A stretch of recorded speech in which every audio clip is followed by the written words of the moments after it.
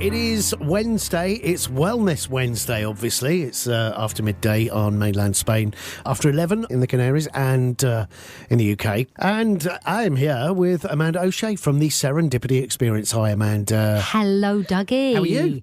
I'm good, thank you. I've just learnt something new that I didn't know that we were on a different time zone to the Gran Canaria. They are. Didn't you know that? No, I didn't. So they're on the same time zone as the UK. Yeah. Well, you learn something new every day. I know. So, hello, Tenerife and Gran Canaria and Lanzarote. And, they've had some terrible times recently. Do you mean dust storms they've had? Well, you know, we get the red dust in every year. Yes. Well, they've had it really bad. Have you seen it? Really bad? No, I haven't. But it's been dreadful. But do you know what? I had my own personal experience yesterday of, I don't know whether it was that the pollen that we have, the yellow stuff at the moment, right? So we've got the pine trees doing their thing. And yesterday, I've never had anything like it. I suppose it's no, it's not hay fever, is it? But it's like allergies.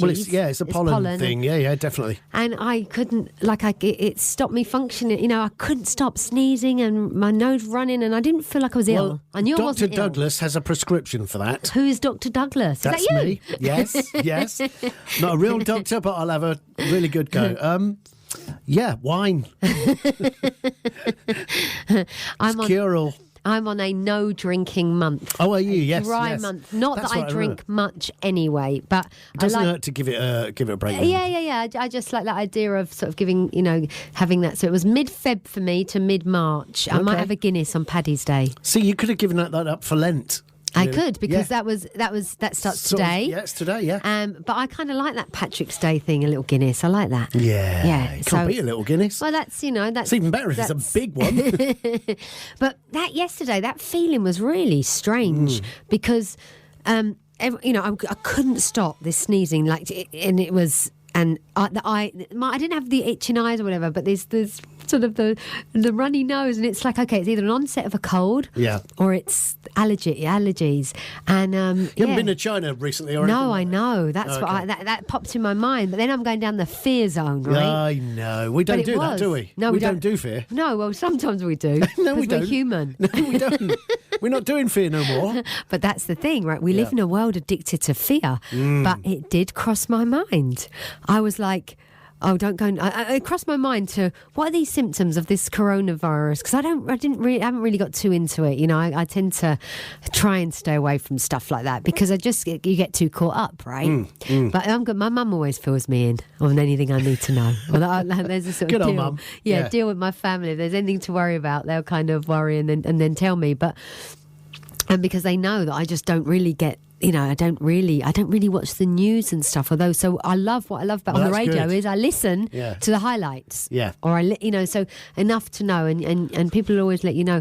Yes, that was interesting. That wasn't in my plan. That's what was really interesting. So yesterday morning I had quite a lot to do, and then suddenly this comes upon me, and now that's taking up my attention. My day doesn't quite run to how I thought it was going to run.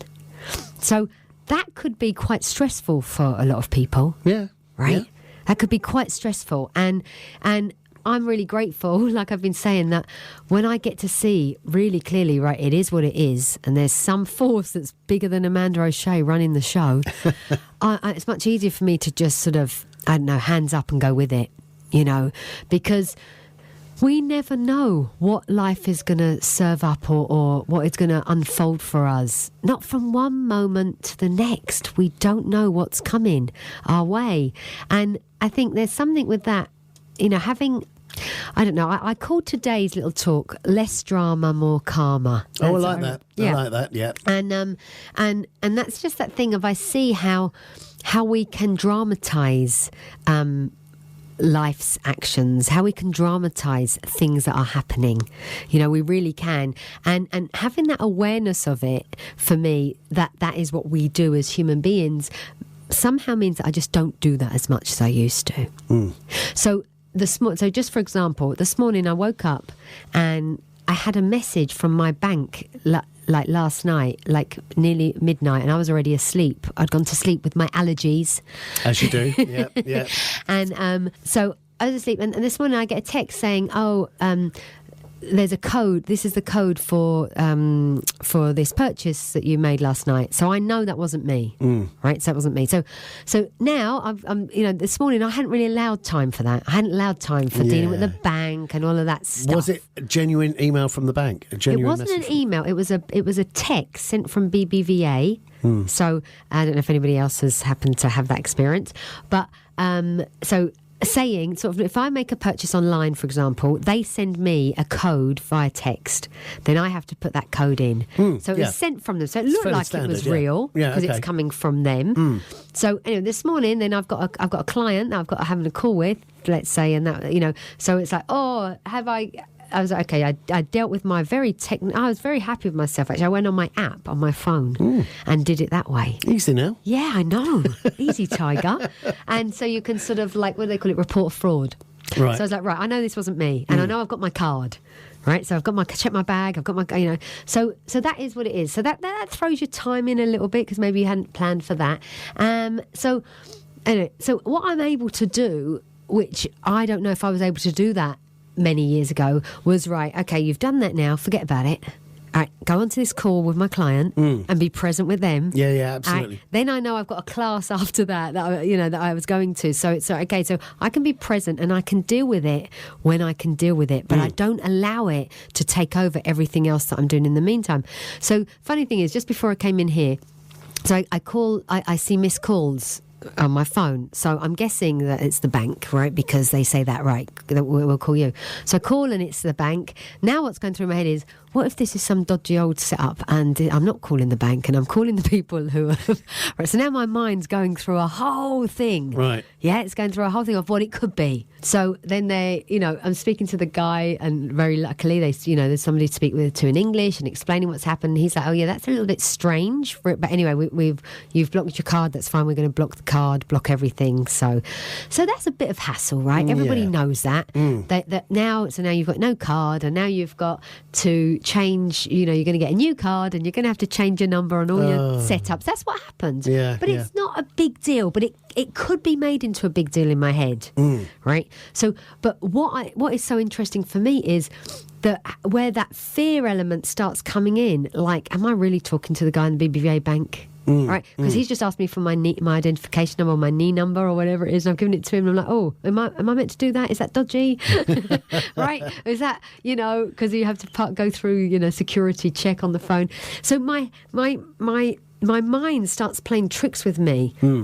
Now, I need to listen to myself, and then I kind of calm myself. I'm like, no, I think that this is genuine, so I go with it. Otherwise, I'd get my knickers in a twist. That's what would happen, and I could dramatise that. And I'm only sharing this on here now because I think that these sort of things that are happening all day, every day to us. We're getting on with life. Life is just doing its thing, and we either do the thing with it, or we try and control it, or we try and make it go a different way to the way that we think it should be going, as opposed to the way it is. And what I see there is that we dramatise stuff, and then we talk to everybody about it, and we tell everybody about it.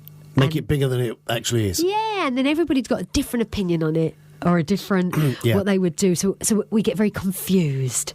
And so, if I can sit and be pointed back to my own wisdom, or being pointed back to my own common sense about something, that's much more helpful for me. Yes, I might need to speak to somebody about it, but who's the best person to speak to about it? Am I just going to pop up to the bank directly or speak to them, or am I going to ask everybody's opinions on, has this ever happened to you? Has this ever happened to you? Has this ever happened to you? So there's something about when we realise that clarity of mind is always available to us, like a finger snap away. It's always there. It's not that it's never there, but we kind of fall into that place that we don't take ourselves down what I would call rabbit holes of getting caught up in stories upon stories, and that leads to confusion and confusion. So I see that. I see there's a lot of drama in the world. We all like a bit of drama, don't we? You know, that's part of humans. But seeing when we over dramatize something, how it's not really very helpful to us. So that was the whole, I thought we'd talk a little bit about that today. Sort of less drama, more calmer, as in CALMER.